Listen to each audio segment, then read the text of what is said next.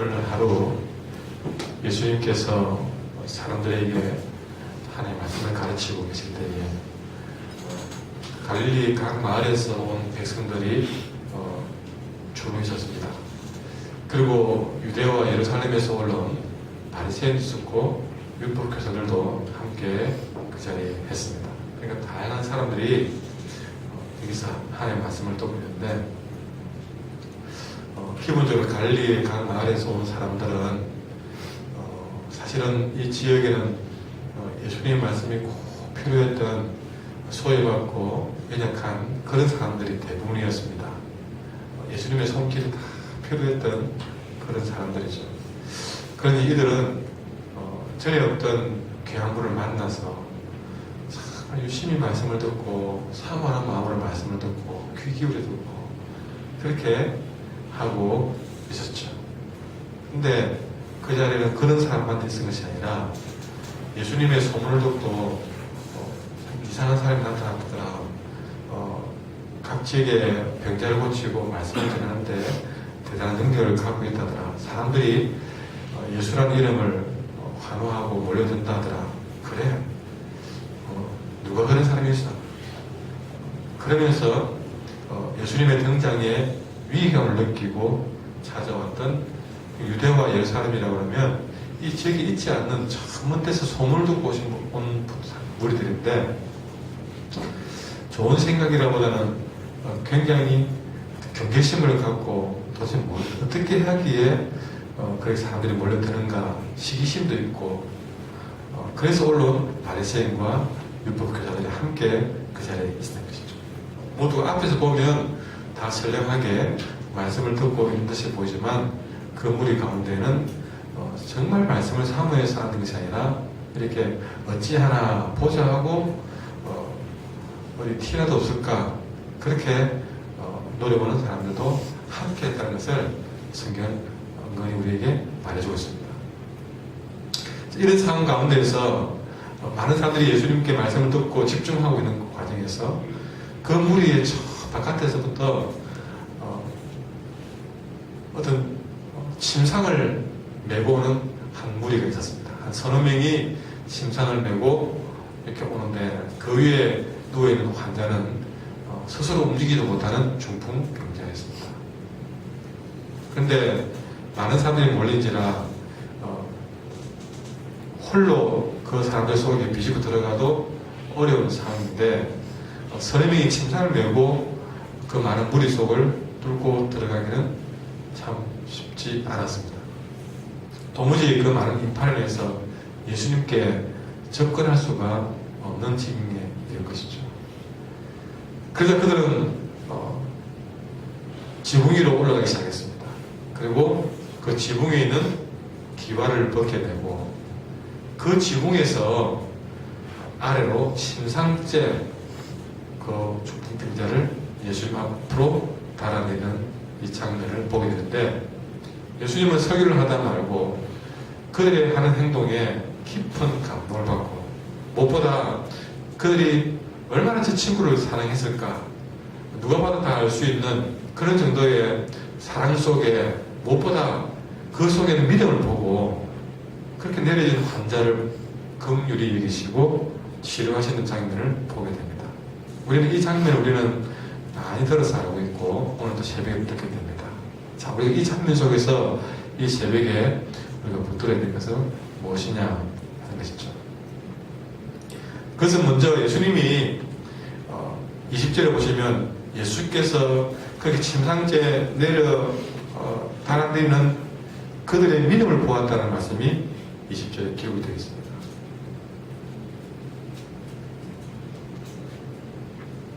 아직 본문에는 침상째 내리면서 그들이 나는 예수님을 이렇게 저렇게 믿습니다 라고 말하는 장면은 볼 수가 없습니다. 글로서는 어느 정도 그들이 믿음을 가진지는 알 수가 없습니다. 그러나 주님은 그들의 믿음을 보았습니다. 단지 주님이 그들에게서 믿음을 볼 수 있는 것은 어디에 있을까요? 참 희한하게도 지붕까지 뚫어서라도 그 환자를 예수님 앞에 달아내리고자 했던 그들의 행동밖에는 그들에 대해 설명할 수 있는 것이 없었거든요. 그런데 답은 거기에 있습니다. 지붕을 뚫어서라도 이 환자를 예수님께 내려놓으면 이 환자를 고쳐놓을 수 있겠다는 것이 그들의 사랑 속에 담긴 행동 속에서 읽을 수 있는 것입니다. 여러분, 우리가 여기서 보듯이 우리가 말로도 내 믿음을 보이지만 입으로도 시인해야 되겠지만 그보다 더 이렇게 삶으로 행동으로 우리가 내 믿음을 보일 수 있어야 한다. 사실 이 새벽에 보게 됩니다. 우리는 교회에서 사랑한다, 믿습니다. 심지어는 교회에 안 나오고 있어도 가족을 데려다 주고 본인은 안 나오는 분들, 그런 분들이 또 만나면 대부분 다 나는 하나님 믿습니다는 말을 대부분 다 하대요. 그러나 아직은 행동은 그분들에게서 믿음을 볼 수가 없을 때가 많습니다. 야고보는 행함이 없는 믿음은 죽은 믿음이다 라고 했습니다.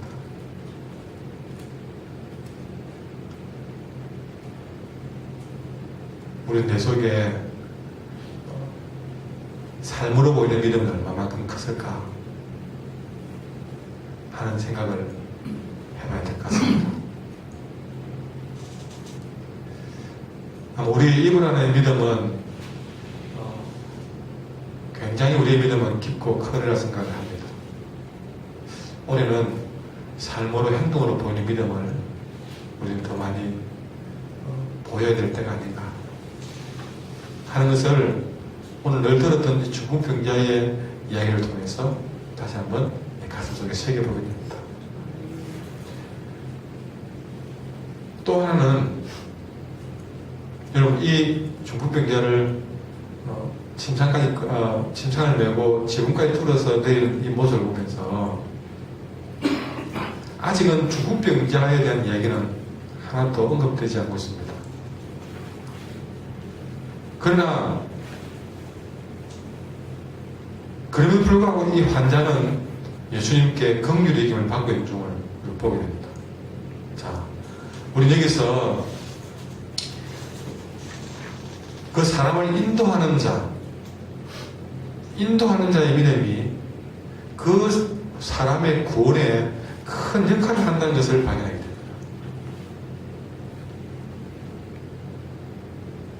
오늘 새벽에도 기도 나갑시다 하고 깨우는 자의 역할, 그것이 그 사람의 신앙과 그 사람의 구원에 은혜로운 삶에 큰 역할을 한다는 것이죠.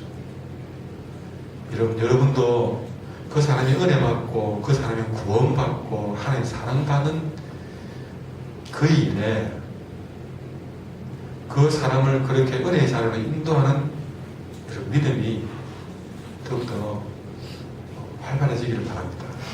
수고롭더라도 우리 예배 드리자, 기도하러 가자, 봉사하러 가자.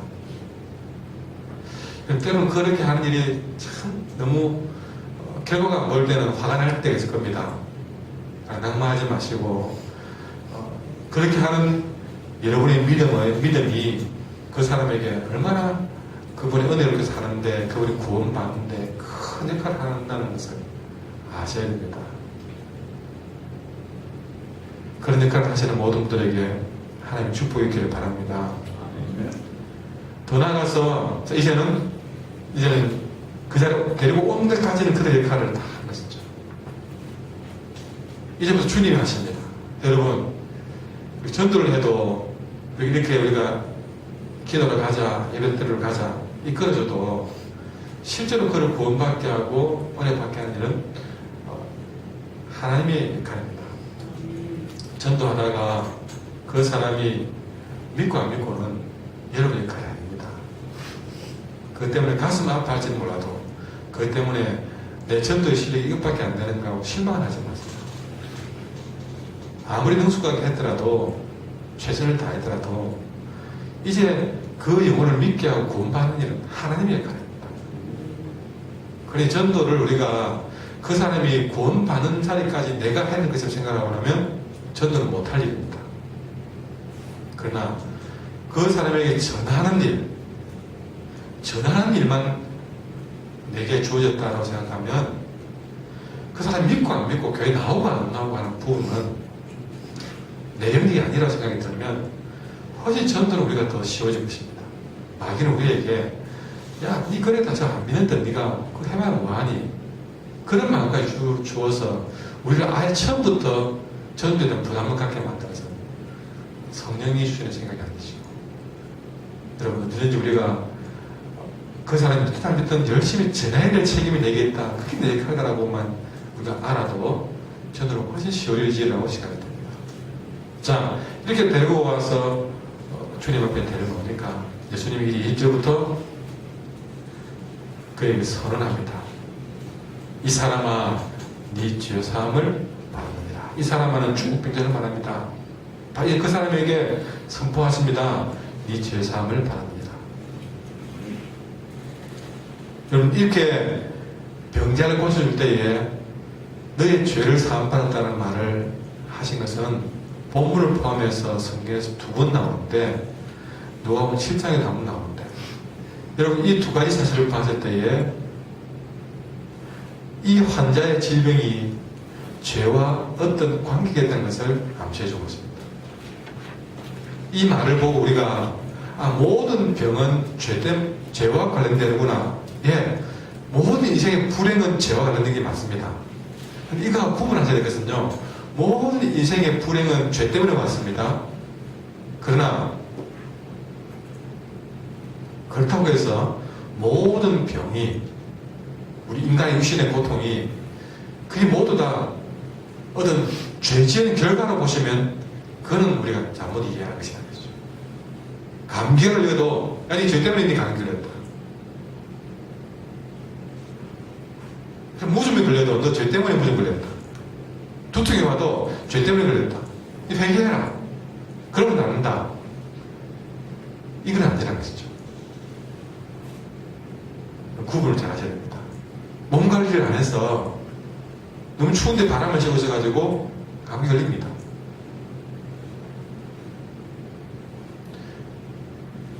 우리가 이런 구분들은 해야 되고 상당 부분 우리가 몸 관리를 안 하고 때로는 뭐 발에서 감염되어서 이런 식으로 병에 걸리기도 한다는 것을 알아야 됩니다. 그걸 아셔서 여러분 따뜻한 데 있어 기도해야 되고 때로는 운동을 하기도 해야 되고 때로는 병을 고치기 위해서 병원도 찾아가야 되고 때로는 병을 고치기 위해서 약도 먹어야 된다는 거죠. 약 먹는 게 죄가 아닙니다. 믿음 없는 게 아닙니다. 만약에 그것이 필요 없었다면 하나님 이 땅에 의사를 두지 않았을 것입니다. 근데 오늘은 무슨 말이냐면요.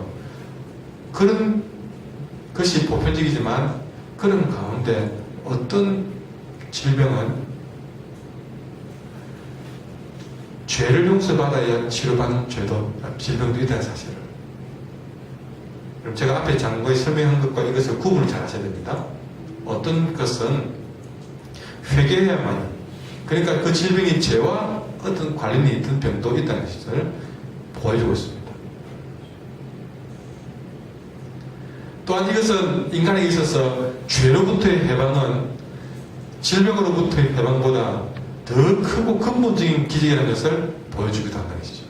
이 사람에게 필요한 것은 지금 중풍이 낫느냐가 문제가 아니라 더 근본적으로 죄로부터 구원받고 용서를 받아야 되는 것이 더 중요하고 또 질병으로부터 고침받는 기적보다 더 큰 기적이 죄로부터 해방을 받는 것이 더 큰 기적이라는 것을 우리에게 보여주고 있는 것입니다. 많은 얘기를 하고 있는 것입니다. 여러분 다시 말하지만 우리에게 가장 큰 기적은요, 내가 질병으로부터 고침받는 기적도 기적이지만 그보다 더 큰 기적은 나 같은 죄인이 예수 믿어 구원받는 것이 가장 큰 기적입니다. 죄로부터 내가 해방되는 것이 가장 큰 기적이고 우리가 가장 크게 사모해야 될 은혜인 줄 믿습니다. 좀 두 가지를 택하라 그러면요, 내가 중국병에 고치 안 받아도 괜찮다. 하나님 나는 그보다 더 죄에서 해방되면 좋겠다. 그걸 우리가 더 사모해야 한다는 사실이죠. 여러분, 올 한 해 여러분 질병에서 구원받고, 때로는 물질의 그런 모든 고통스러운 사슬에서부터도 해방받고, 그런 기적이 여러분이 물질의 문제가 해결되고, 육신의 문제가 해결되고, 관계의 문제가 해결되는 이런 역사가 있기를 바랍니다. 그러나 그런 기적보다 더 큰 기적은 여러분을 사로잡고 있는 그 죄로부터 해방되는 그런 기적이 올 한 해 꼭 있기를 바랍니다. 더 이상 죄가 여러분의 삶을 옥죄이고 여러분을 불행의 구렁텅이로 끌고 다니지 않도록 그 사슬로부터 구원받기를. 그러니 올 한 해를 통해서 이 사람아 너의 죄 사함을 받았느니라 선언하는 일들이 여러분의 삶 가운데 있기를 바랍니다. 오늘 본문에서도 예수님의 이 사람은 내 죄 사함을 받았느니라 하는 이 짧은 한마디의 선포를 통해서 이 중풍병자가 치유를 경험하는데, 이 역사는 이 중풍병자 외에도 끊임없이 주님을 믿고 살아가는 삶의 현장에 일어나는 것이죠. 이 짧은 한마디의 선포가 우리 한길교회 현장에도 놀라운 치유를 경험하게 만드는 주님의 음성이기를 간절히 소망합니다. 오늘 말씀을 보면서 내가 이 친구들처럼 내가 사랑으로 예수님께 인도해야 될 영혼은 누군가를 생각해보고 그를 기도하십시오. 그리고 나는 그 무엇보다 사죄의 은혜를 삼아오고 있기를 간절히 소망할 수 있기를 바랍니다. 이렇게 사죄를 선언하는 이야기를 수리관들이 들었습니다. 그때 이들은 무릎을 치면서 찾았다. 드디어 이 예수님을 향해서 이 예수라는 자에게 시비를 걸 만한 끈을 찾았다는 것이죠. 그게 뭐냐? 사죄에 대한 선언을 하는 데 도와주기 때문에. 그런데 그때 하는 말이 뭡니까? 당시 하는 말이 여보시오. 그것은 신성모독입니다. 근데 이것은 그게 속으라는 생각이었습니다. 속으로 저거는 신성모독인데 그러다 그랬죠. 저는 신성모독인데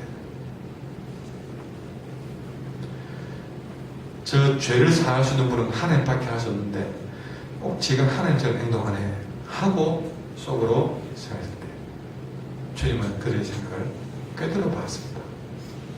그리고 그에게 느닷없이 질문했습니다. 23절에 너의 죄사함을 받았느니라 하는 말과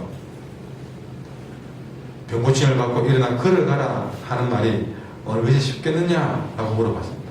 깜짝 놀랐습니다. 어떻게 내 생각을 알았을까?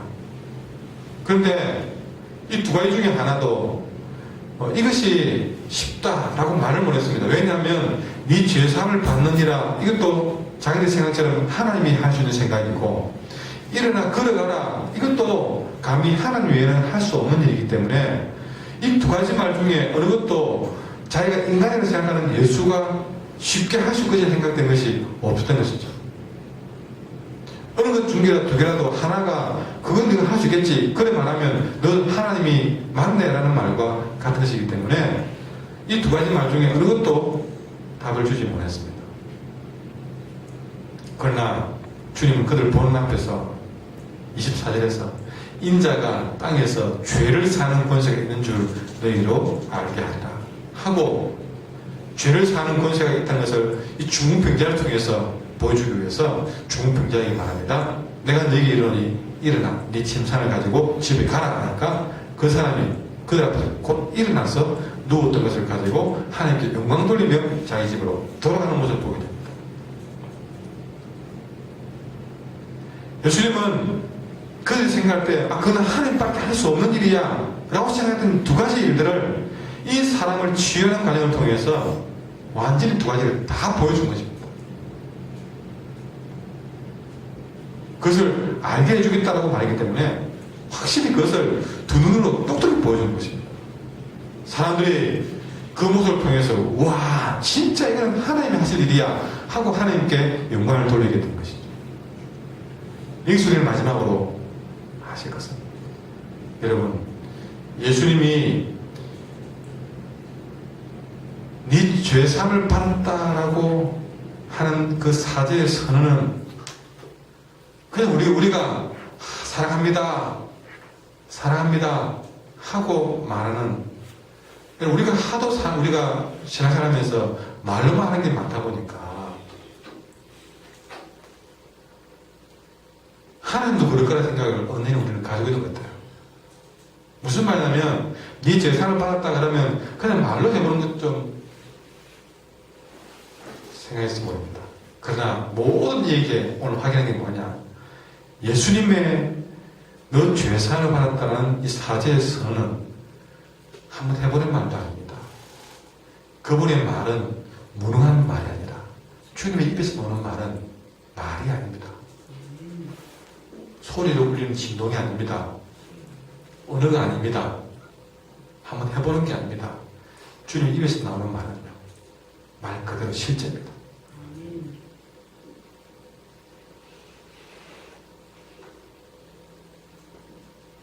여러분, 이 성경에서 우리에게 하는 말은 해보는 게 아닙니다. 글이 아닙니다. 언어가 아닙니다. 실제입니다.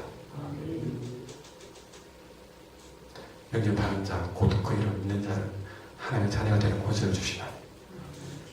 이런 어디 이렇게 듣기 좋은 말이 아닙니다. 우리가 듣고 싶었던 어떤 언어가 아닙니다. 실제입니다. 실제. 지금까지 걷지를 못해서 움직이를 못해서 친구의 도움을 받아야만 올 수 있던 중국병자가 심판을 들고 가게 만드는 실제라는 사실이죠. 그 죄사함을 받았다고 말했다면 그는 실제 그 사람은 죄사함을 받은 겁니다. 죄사함을 받은 것처럼 사는 게 아닙니다.